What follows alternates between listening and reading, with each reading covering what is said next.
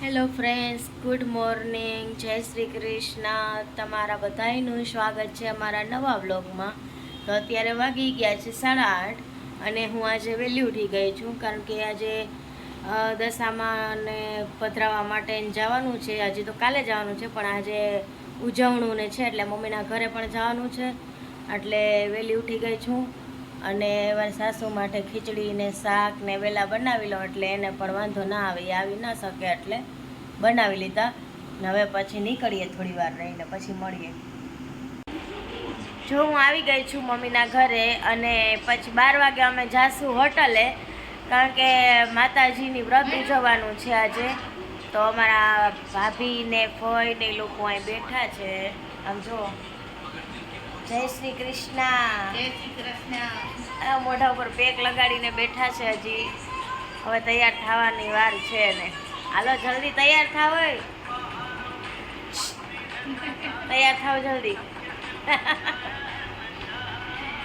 મારા મમ્મી જોવા જાય છે, તૈયાર થવા ગયા છે.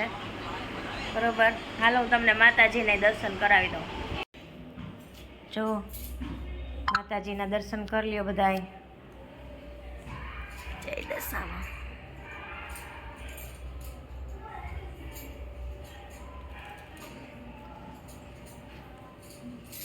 કાના મહારાજ બીજા બિરાજમાન છે.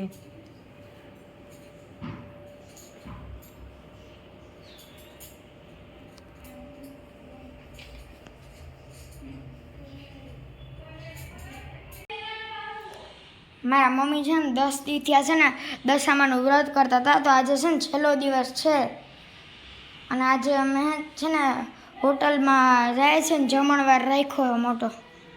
જુઓ, તમે જોઈ શકો છો દશામાની મૂર્તિ કેવી મસ્ત છે. અને બાજુમાં કાનાજી છે. તે હોટલેથી જો અત્યારે થાળ લઈએ જમવાનું. અહીંયા અમારું મંદિર છે. જુઓ, 10 દી થઈ ગયા તો હવે આજે જાગરણ છે રાતના. જુઓ કેવું મસ્તીનું છે.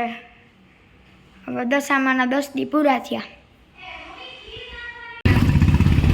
અમે જાય છે હોટલે. હલે છે રિક્ષા આખી.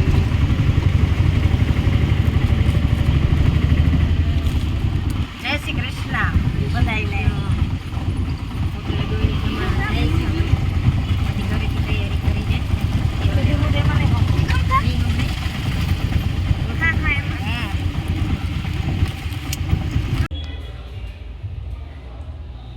અમે આવી ગયા છે ગંગોત્રી રેસ્ટોરન્ટમાં. તો હવે અટાણે હું તમને દેખાડીશ, પછી જાઉં છું અંદર.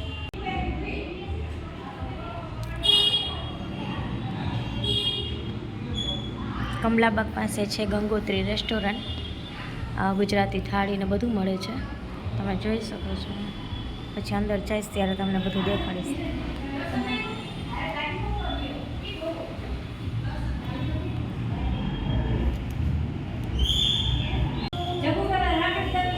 અમારા બધા જો બધા મહેમાન આવી ગયા છે. મારા માસી ને ભાભી ને બધા છે, ફઈ ને.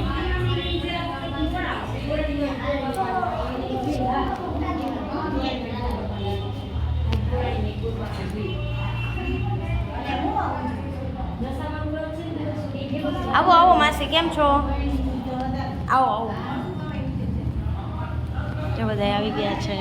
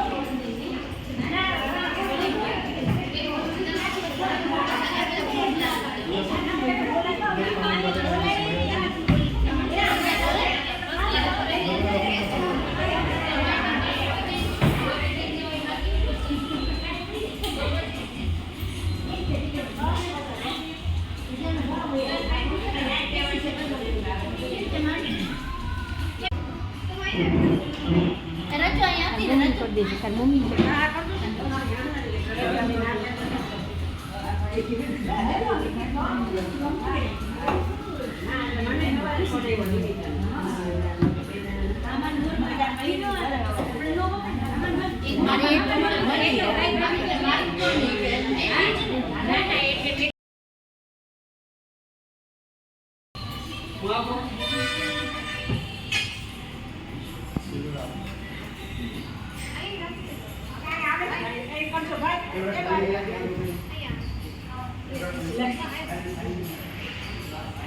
પાણી એક દાંત આપજો ને એક ગ્લાસ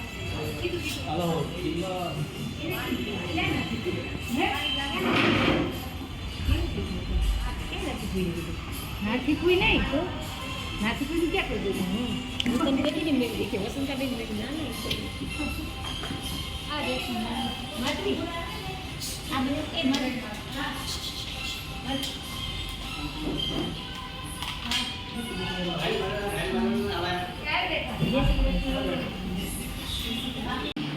અમે બધાએ જમી લીધું છે ને વાગી ગયા છે 11. તો હવે આપણે પછી મળીએ. બાય, જય શ્રી કૃષ્ણ, બાય. જાગરણ છે આજે, જાગરણનો બ્લોગ છે ને એ નેક્સ્ટ ઓલામાં આવશે બ્લોગમાં. ઓકે.